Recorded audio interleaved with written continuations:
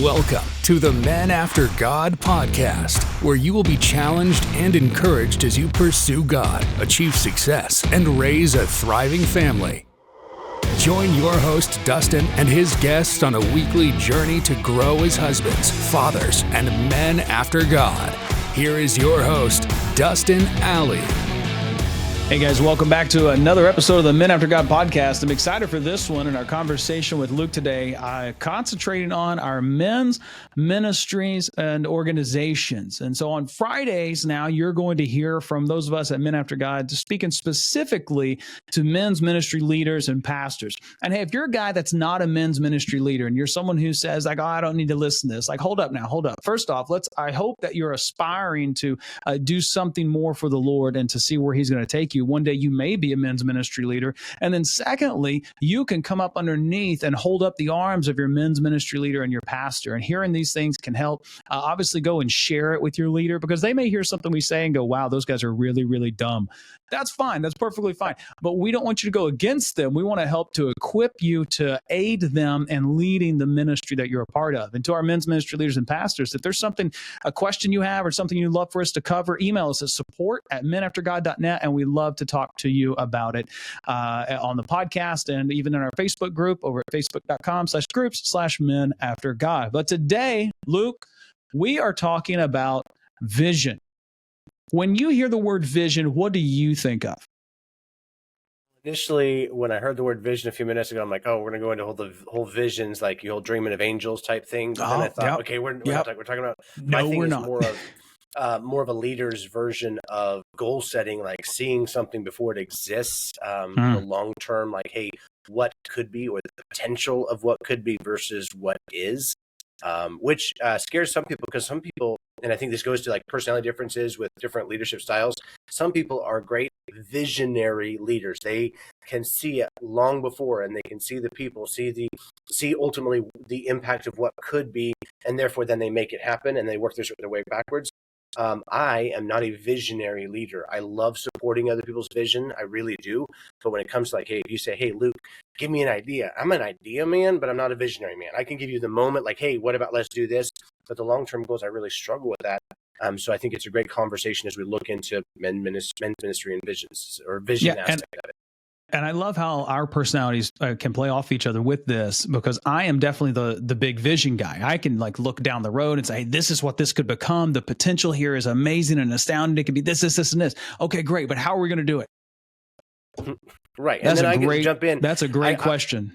Well, and I think it's funny because like when it comes down to it, my personality is an advisor role. Like as a person, I love to, and it's not because I like to be a smarty pants. I just love people bringing me a hypothetical like, hey, how could we, what could we, if we wanted this? I'm like, hey, we could do this. We can engage here. I love that aspect of it. But I do believe, I know that we're going to talk on the verse in a minute, and we talked about it a little bit ago, like, hey, where there is no vision, the people perish.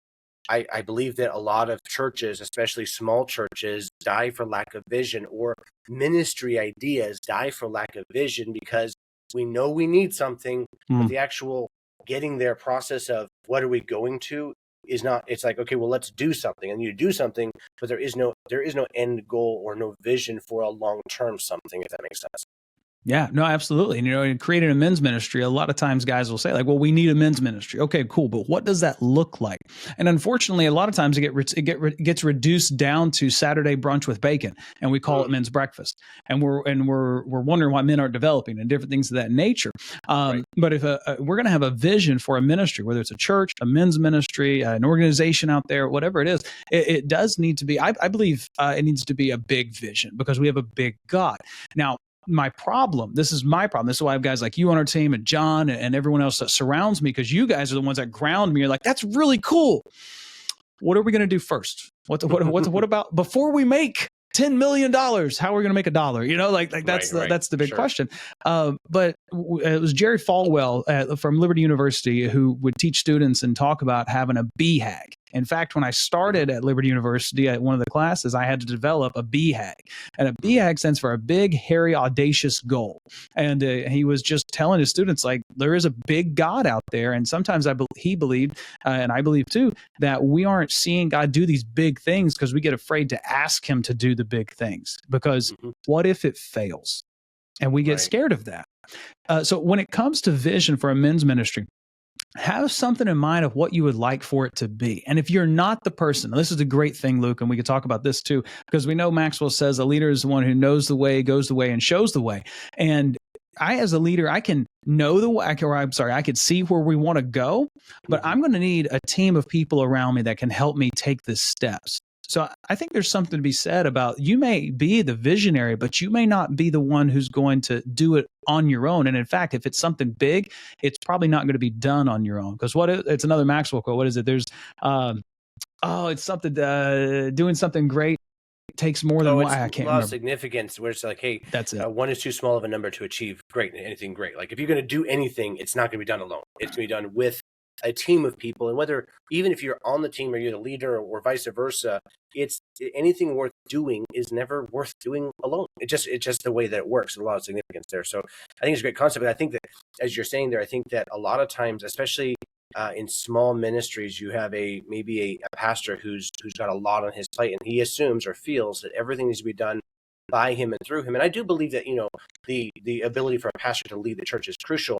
But I do believe that there are people with different gifts that, even as we've interacted, where I have a unique gifting, I know you have a unique gifting, and there's a reason I follow you and love to work with you, because, man, you know where you're going and you're real confident about it. And I don't know where I'm going, and I'm real confident about, where you're going. And so, but also knowing that I have a voice in a place of, hey, I know what I can do. I can galvanize people and get people engaged really well. I can rally people in a way that I love doing it. But I found that not everybody loves doing that. And by the way, some people love doing the dishes and doing graphics and design. I don't mind doing the dishes. I don't like graphics and design, and I certainly don't like Excel spreadsheets. But there are people that we work with in ministry, that they love that. And I think, and I'm going to say this, I'll pass it back to you. I've made the mistake in leadership more than once, and as I've developed, where I take things that I feel that I don't want to do because maybe it's not my gifting, or I'm not really good at it, and because I want to be the good leader and do the hard work, and I don't want to pass it off to somebody else, I hoard things that I'm not good at because I don't want to give it to somebody else. In a good leadership, my motive is right. I don't want to give that to somebody else because I don't want to do it. But what we're doing is we're limiting the people who, that is their gift. That is what they love to do. And so in the process, over time, they're like, man, why don't I get to do the fun stuff? And I'm like, what's the fun stuff? And they're like, that's spreadsheets. I'm like, oh, would you please? And they do them better than I do. Yeah. And I am better. I can work on my strengths. So there's an aspect of like, hey, strengths on leadership. You could be the visionary, but you might not be the person who actually even does the announcement. You might not be the person who does the graphics. You might not even make the agenda. You just might show up and be a part of it. And that's not a bad thing when it comes to the overall why we're doing this. It's not about you. It's about, hey, what are we going to get out of this? What's the accountability, the engagement, the camaraderie, the mental health aspect of that stuff? I was talking to someone the other day about leadership and how he was engaging with, it was a youth guy, and he was engaging with students, and he was saying how he's built with being competitive and different things of that nature. And then some of his students were not competitive, right? And he's like, I don't know how to connect with them. I'm like, well, tell me what they like. And he starts telling me all these different things. They like video games, they like books, they like talking politics, but he didn't like talking politics. And he's telling me all this stuff. And then he says, I've got this one student who he's a sour apple. He comes in with a bad attitude and begins ruining things. And I asked him, I said, well, tell me about his home life. He said, oh, it's a wreck. I'm like, oh, okay. All right, great. And I said, tell me what you're doing. He said, the student rebels against authority. And he said, but I'm the authority figure. And I said, hold up. Why do you have to be? Right. He doesn't need another authority figure to rebel against. He needs a friend to lead him. And it was kind of like, well, yeah, but I'm his youth pastor. I'm his guy. Like I'm this authority. Like, no, hold up. Leadership is not about being an authority. Leadership is about helping people become who God made them to be, or taking an organization to where God desires it to be. And that doesn't mean that you come in as, I'm the boss. I have to be the authority figure with everybody. There's some students there that have great home lives. We were talking. I said, I bet they respond very well to you in that authority role. And oh yeah, they listen every time. I said, great. He won't. Now, the question is, do you want him to respect you as an authority, or do you want to connect to his heart and be able to take him closer to Jesus? And that's where he had to sit back and go, oh, okay. And so what we're talking about in giftings and things as well, we have to check our goal, right? Because if my goal was to just do everything on my own, make my own name, I wouldn't want to bring people in with me. Right. I would want to do all the hard things, the Excel sheets and all this stuff. Like, it's all about me. I got to get this done. But in ministry and in men's ministry and small churches and in churches across the globe, we have to understand that you may be the pastor and the leader, but you may not be this long-term visionary. Maybe you're the guy that's been put in the role to make it happen. Sometimes being the one put in the role to make it happen means finding the people who can do the things you can't do. There was a Barna study that came out recently that ministries with a clear vision are 30% more likely to experience growth and higher engagement rates among participants.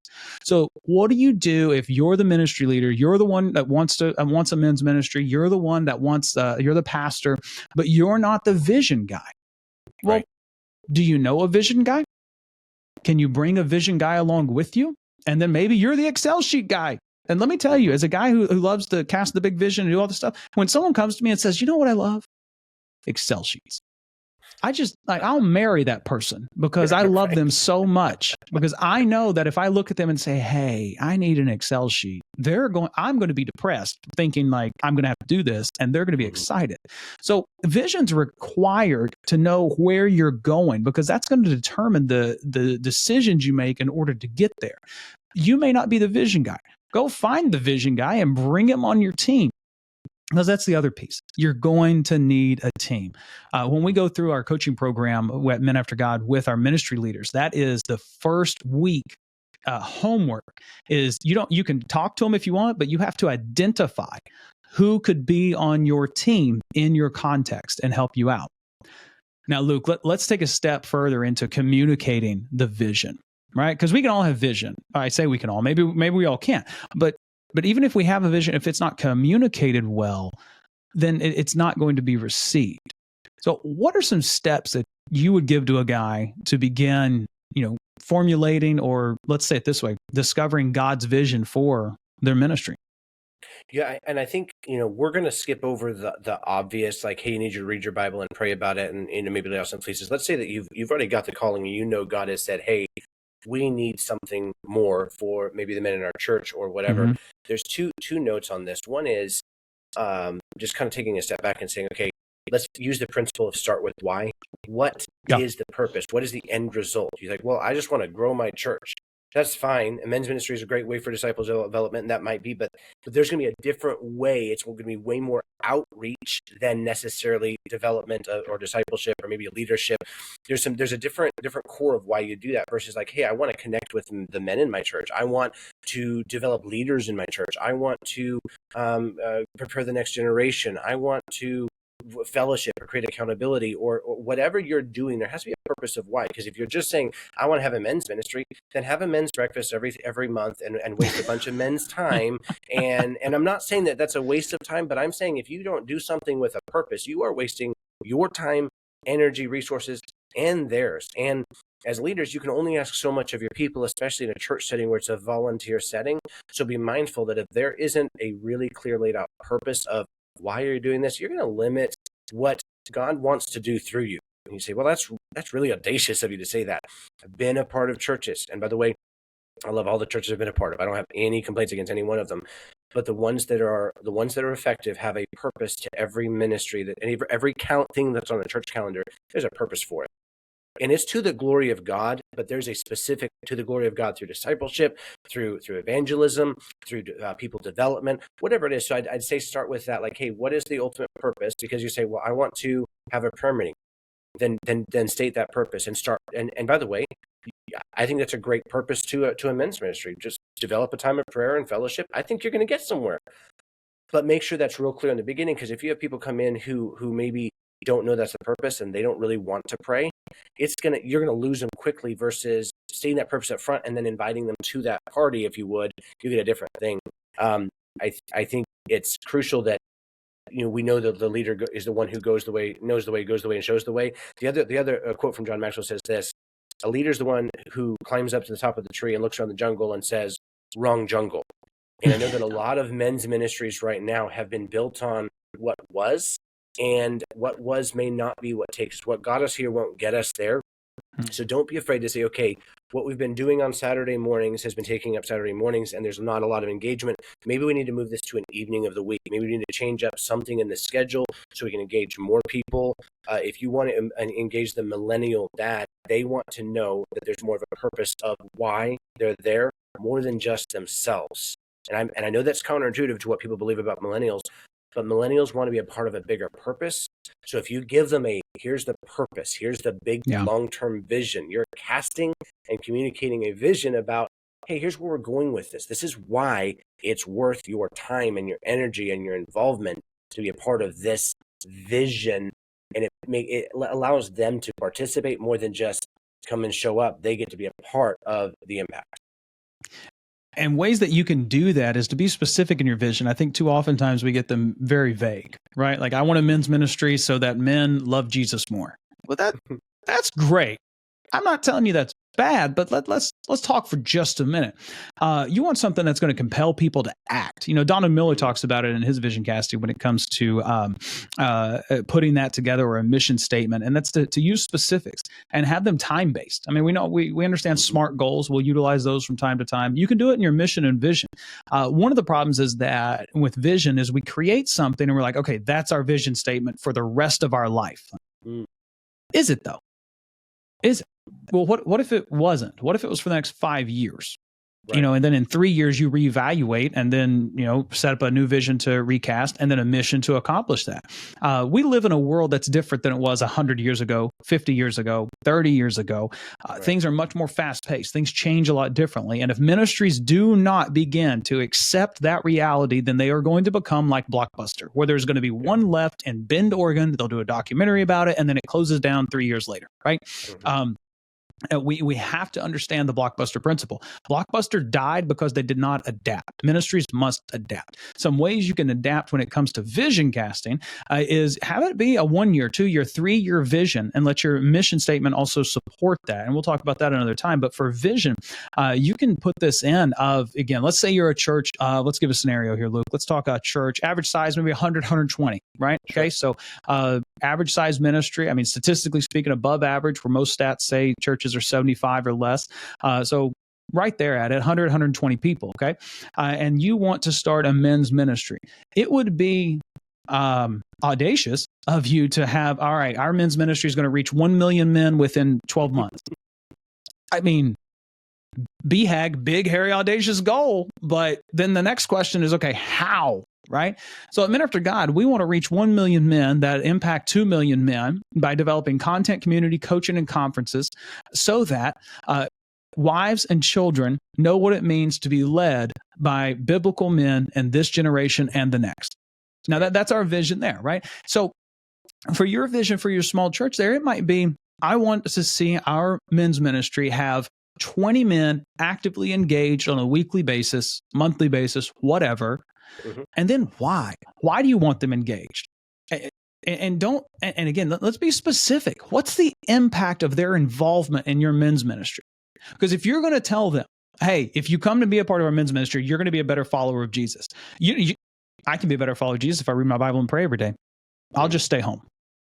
Give a reason that means something to them. Too many of us are trying to serve our own ministries instead of serve the people that we're there for. Christian men don't attend church so they can build a big ministry. It's so that they can be a better father, so that they can love their wives more, so that they can overcome the lust that they're dealing with, so that they can get through the work week where they're in a secular environment and constantly attacked for being a Christian. How does your men's ministry impact them in that way? And cast a vision that brings impact. How are you going to help them? Because we all know if people would listen to the Bible more, if they live according to Scripture more, their lives would there would be a huge impact on their lives. Most people, painting broad brush here, especially, I mean, I'm in New England right now, and so painting with a broad brush here, not in the Bible Belt. Most people do not care what the Bible says in post-Christian America. Now, that may not be true in all parts of America, but in the post-Christian ones, that is very true. But they care what the Bible can do for them. And we sit back and think, well, it's not about them. I completely agree with you. But you're going to have to make it about them to show them who it's really about. because you got to meet people where they are to lead them where God wants them to be. And if we continue trying to treat them as though they're where God wants them to be now, we'll never earn the opportunity to be able to lead them there. So cast your vision with a "so that" statement at the end of it, so that they are impacted in this way. And then involve a team. Luke, you used a word earlier, and I know it well. It's from the 6 Working Geniuses of Patrick Lencioni, which we're going to be working on certifications for soon enough. But galvanizing. Talk about galvanizing for a minute, because you and I both share that genius. We love it. It's a fan. I think everybody should do it, obviously, because I love it. But talk about it for a minute and help the guys understand that.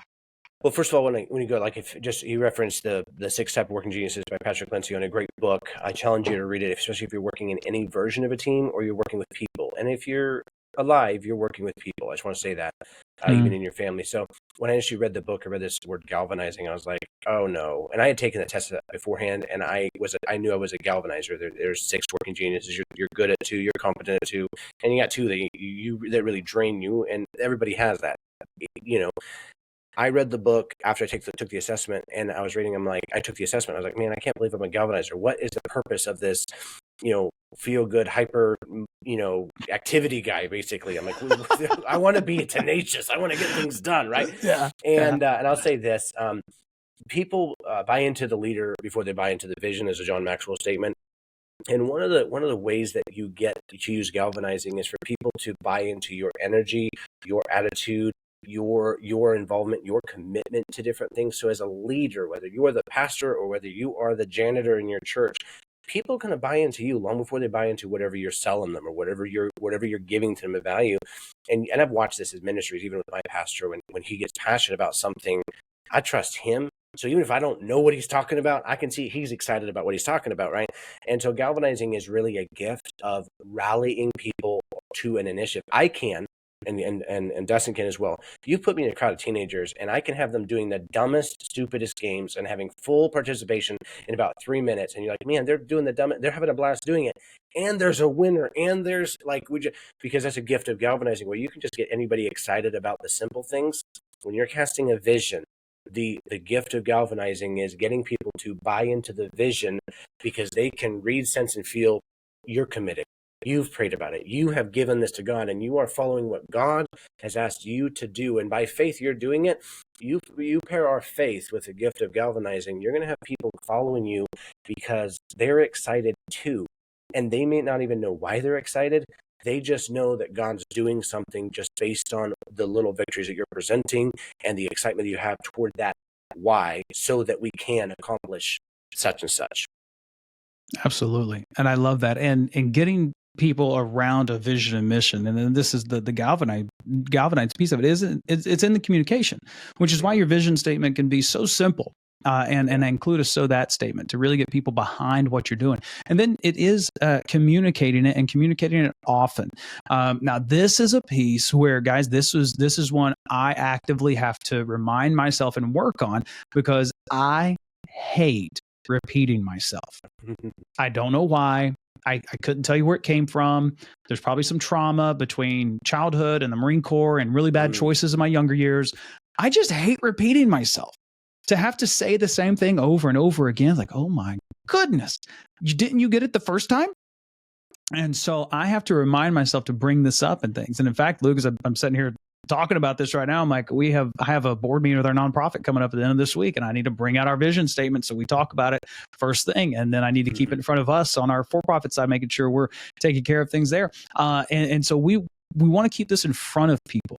And you don't have to walk up to someone and be like, hey, have you heard about our men's ministry that's going to impact 1 million men who impact 2 million men, and then just go through the full thing.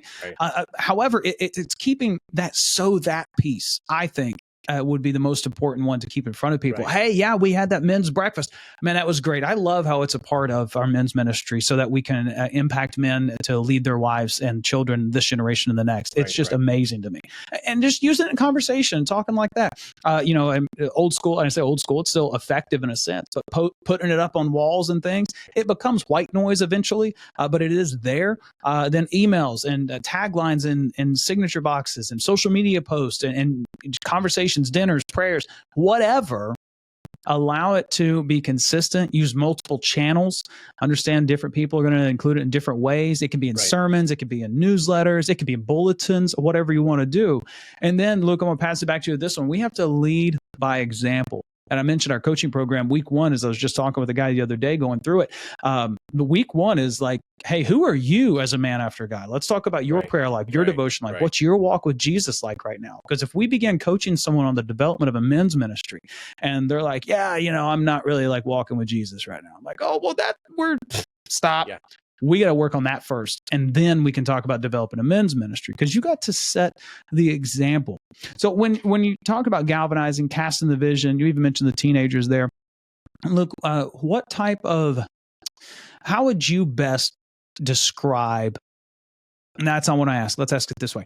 How would you tell a guy starting a men's ministry, like 3 main things he needs to set the example for in getting that up and going and then seeing it grow? Yeah, I mean, you could look at almost anything in life and try to make the connections between trying to make something happen. And I always take it back to like, hey, what are the most basic things that we do in life? I'm a father, I have a family, I have kids. If I want to see my kids put their dishes in the dishwasher after dinner and help around the house, I need to be the person who does things without being nagged or asked, and set that to model that. And so I think that there's a couple things. One is we need to model what we want to see, be the change you want to see. And I don't care whether you're the pastor, you're the senior pastor, you're the assistant pastor, or you are a brand new member in a church and nobody knows you. If you want to see people engage where they're at, you need to start doing what you want them to do, because people do what people see, not what people say. So the messaging needs to be clear and communicated. There needs to be a lot said, and from the pulpit and from video, whatever you do. But when it comes down to it, if you want to see people engage in your men's ministry, then engage in your men's ministry. And by the way, men's ministry is not an event on the calendar. It is a culture that you have conversations and connect with, and have conversations outside of calendar events, and you text people and you pray for people and you pray for them without telling them, and you pray for them with telling them. It is a culture, but you need to model that. So if you want to start to connect with the men in your church, and then start to connect with the men in the church, irrelevant of the date on the calendar. Secondly, you need to equip others to be a part of it. And this is where that comes to team. If I'm going to be a part of a men's ministry, I'm going to start having conversations outside of pulpit time where I'm engaging in like, hey, we're doing this, here's my ideas. And I'm going to like, hey, what are your thoughts on? What do you think about? Hey, can you give me your feedback on this? Here's what I'm thinking about doing. I'm going to get their feedback, and then I'm going to take their feedback. And there's 2 things I'm going to do. One, I'm going to give them credit for their feedback. You say, well, it's a horrible idea. I don't give the horrible idea. I take their idea that might be a horrible idea. I make it a really good idea, and then I give them credit for the good idea version of it, so that they are connected and they feel like they're a part of it. And then I allow them to literally take part in, like, that's a great idea. So some people they'll have really great ideas, like, hey, we should have this kind of coffee or whatever. I'm like, great. Can you help me? I don't even know anything about that. Can you? And getting them to be a part of it. So I'm modeling it. I'm helping equip them by inclusion, but also by, for instance, I might be talking to someone who they're not a leader in the church, but I need them to be a part of it because they're an influence. Like, they're not in leadership, but I want their engagement. I'm now having them do things with me. So during the setup, during the announcements, I'm including their name in the announcements. Like, hey, I talked to Jerry the other day, and Jerry said this, and we're going to have this kind of coffee here. Why am I doing that? Not because I care about the kind of coffee that's at the men's ministry event, but because I care about Jerry knowing that he's a part of the men's ministry, and not just a participant, but someone who's engaged, right? So model it, equip it, and then really just encourage. And I say that in a very broad sense of, if you don't make people feel seen, heard, and valued in the value of content that you're giving, in the value of relationship that you have, a lot of us as leaders expect people to just kind of show up because we scheduled something, but we don't show up in the connection in where someone's at. And you'll lose people. They will intentionally not come to your men's event because you don't engage with them on Sunday morning. You don't even say hi to them. You're so busy looking for the visitor that you forget you've got someone who's been faithful, who needs a Barnabas in their corner. And to just take a moment to model, to equip, and then to just take a little bit to encourage people in the communication outside of services, outside of events. You'll find you're creating deep relationships, and people show up to events where their friend is a part of it. Does that make sense what I'm saying there? Absolutely, man. And I'm just looking back on my life, and especially my last 5 years or so, and I'm thinking about how that connection piece. That's area of growth where I definitely had to work on, of connecting with people and things like that. And the Sunday mornings, you can fall into the trap of making it all about the guest, and I've been there. I've absolutely been there, and and it ebbs and flows. Hopefully, I've caught it some, and I've definitely missed it, but I love that. And when you bring people together, you model that, and you've got to begin putting put the rubber on the road. Let the rubber meet the road. You got to start taking action steps, because a vision without a plan is just a dream or a wish. But we've got to put a plan in place. You got to get specific goals set. And I break it down. This is something that I'm thankful for John, who was on our podcast just the other day. He is helping me with as we're growing Men After God and what it's becoming. He is helping me break down the steps and process to make that happen, and so that we can execute in a timely fashion, but also in an orderly fashion, making sure we're getting things done. He's taking care of that strategic planning piece, if you will, that he's going to be so great at as we get through this. And then you've got to think about what it takes to make this happen. So let's go back to the example of the church of 100, 120. Your budget's you're probably not busting at the seams, right? You're probably on a shoestring budget like most ministries, right? And then you've got to determine what are your resources.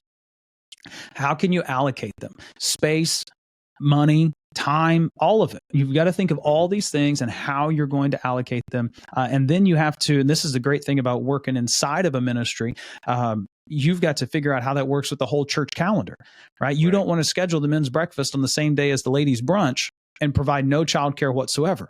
And in fact, it's probably just a bad idea to do that. But either way, you want to make sure you're working things in together. And then you've got to track the progress as you set your goals, right? What are your KPIs to help you meet these goals? And then make sure you're hitting those and adjust as you need. You don't want to keep putting your head up against a brick wall. It's not fun doing the same thing over and over again and failing and expecting a different result the next time that you do the exact same thing. So make some adjustments. So when you hear KPIs, we often think of just in the business world, right? However, in ministry, there's definitely KPIs that we can have to help with ministry success. And whatever your success is how you're defining it. Okay, understand that. I don't mean success in a 2,000, 5,000 person church. That's not what I'm saying. Right. But whatever you've set as your vision, we're going to say that's your marker for success. Well, what are the KPIs to help you get there? For instance, if I want 20 men actively engaged on a monthly basis or a weekly basis with our men's ministry, then I'm going to have to contact and connect with those men at certain points. So maybe you need to connect with 5 men a week for 4 weeks. And that's going to be your KPI to help you know that you're going to get those 20 men. So let's say you do that. And you do it for 6 months, but you've only got 5 men that are involved. Well, okay, that's not working. So what's something else that you need to add in there or adjust your KPI? Maybe you need to contact all 20, and then that's a whole other problem in itself. But you get the gist here that there needs to be some goals and then some things you're doing to meet those goals. And those are your KPIs to see if your performance is leading to what you want. And then when you have milestones, celebrate them. And it's not always just about the attendance. I get that. But man, when you've got someone who grows in their faith, that teaches that they've never taught before, shares a testimony how God's worked in their life, anything of that nature, celebrate that. Because remember, we're not having men's ministry for the sake of having men's ministry. There's a reason so that this thing is happening. Anytime something close to, resembles, and can be talked about in that fashion, bring that up. Celebrate the win. Celebrate in front of the church. Celebrate in front of your pastor. Celebrate in front of the men. Let everyone know what God is doing in and through your ministry, because it's accomplishing the goals that you've prayed for and that you've sought Him to be able to provide. Guys, this has been a fantastic conversation on vision. And if you have questions about vision, you can always email us, support@menaftergod.net. We'd love to talk to you more about it. If you want to reach out to us on Facebook, we're at facebook.com/groups/menaftergod, and you can connect with us in there. And then if you're interested in any of our coaching programs, look for those offers on social media right now, and they'll be more live in our podcast and on the and on our website as we're going through. Luke, final thoughts as it comes to a ministry leader and vision. Like what's one of the best pieces of advice you could give? Think on it for just a minute and let me talk to the guys one more time. One of the great things about Men After God is not that we're producing content that I believe is biblically founded, is also applicable, very practical, but it's that we offer the opportunity to connect with other men and ministry leaders about life, about leading a ministry. And you can do that inside of our Facebook group, Men After God Network. The Men After God Network is now becoming a nonprofit to help church planners and missionaries to establish and grow men's ministries nationally and internationally. We've got a lot of great things happening behind the scenes that I'm not ready to announce yet. However, no, in January of 2025, we're hoping to assist at a minimum of 10 church planners and missionaries in a great way. And so if that's something you're interested in being a part of, go over to facebook.com/groups/Men After God, and you can be a part of that. And another great way to let people know about what we're doing with Men After God is to give us a review on your preferred podcast platform. There, I said it. And to also share it with some friends and people that you know who would be blessed by the content that we're producing here. Just want to throw that out 5 stars. Yeah. Real quick. If it's not 5 stars, give us a call. Let us know why it's not 5 stars, and or we'll talk leave it on about somebody okay? else's podcast. You give it 1 star. It's okay. No, I'm just kidding. Yes. That's awesome. That's good. Final thoughts, Luke. I'll say this: as we're seeking after God as leaders in our church and working, and obviously I want to always encourage you: if you're not the pastor, know that you're not the pastor. That's good. Work with your pastor, and by the way, your pastor might have some other things going on that are priority to this. So I'd say this: your pastor is the pastor for a reason, and I will always support your local pastor. I think that's crucial. So that's not what I'm going to say, but that's something. Absolutely, that's good. I want to say this: as you're seeking after God, there's as you're seeking really in the how do we start this? There's 2 things I want to say. One is this: looking for wisdom. There's 2 ways to get the wisdom that I believe that are crucial. One is you're gonna pray and ask God. That's a given. You're gonna seek the Lord. And so James 1:5 says, encourage us that if any of you lack wisdom, you should ask God. Like God's got some wisdom for you. He's also got some direction, all that stuff, and he's got some people for you. I encourage anytime you're doing a church thing, whether you're the church of 25 people or the church of 2,500, when you have an initiative like this, where you're trying to start something, get a committee of people that are committed, that have different gifts than you and have different influences than you within the church. So if you're a church of 100 people, get 3 or 4 of your men together and just start praying about this together, getting their ideas together. And now you already have a miniature men's group started. Now you just expand on that. Like now these people can help you gather more people, gather more resources. Yeah. There's more resources where there's more minds. So just kind of keep that in mind as, hey, number 1, go to God, get some wisdom. Secondly, go to some people, other people that have wisdom within the ministry. You have yourself on the outside, but there's a lot of people in the ministry that can connect with the people within the ministry who can then make something happen. Oh man, I absolutely love that. And the thing that I'll give you as a final thought is remember, and this is, I'm talking to myself, guys, and Luke knows this. He mentioned it in a podcast the other day. Don't try to go too fast.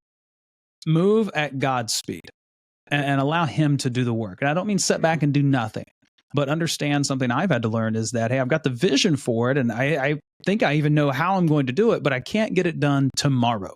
And if you hear me talk about doing something, I've had people look at me and go, okay, cool, but what are we going to do the next day? And I'm realizing that the way I can communicate, I'm very excited. I'm all for it. Let's do this. Let's make it happen. People will see that and like, oh, he's wanting to do this like right now. And in my head, it's like, no. This is like 5 to 10 years off, but I'm really, really excited about it. And so, but you got to pace yourself and pace the people around you, because maybe you're not like me. Maybe you're the guy who you can move at that pace, and you've got someone with you who wants to go further, faster, and hit everything at 1,000 miles an hour. Give them some freedom, because if you've got someone that you're having to throttle back, as the guy who has to get throttled, I'm going to tell you, if you throttle me for too long, you're going to lose me. So understand, you've got to let the person that's the accelerator accelerate, but you're also going to have to put the brakes on from time to time. And that's true for yourself as well. If you're the person who wants to accelerate, allow others to put the brakes on you for a bit.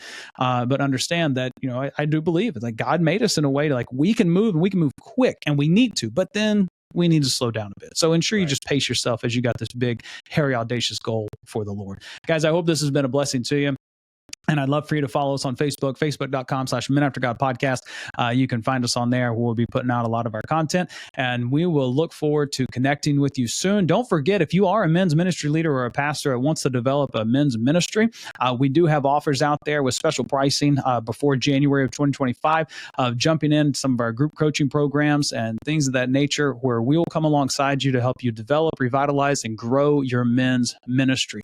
Can't wait to share those even more publicly on our website at menaftergod.net, which will be up and running after November 10th. And we look forward to connecting with you there. Luke, great conversation, man. I will talk to you later. And to our guys that are listening, we'll talk to you soon. Thank you for listening to the Men After God podcast. Make sure you subscribe so you don't miss any future episodes, and keep up with the show by following us at facebook.com/menaftergod. You can also reach out to Dustin personally at dustin@seekconsulting.us with any questions or for coaching on being a man after God. Until next time.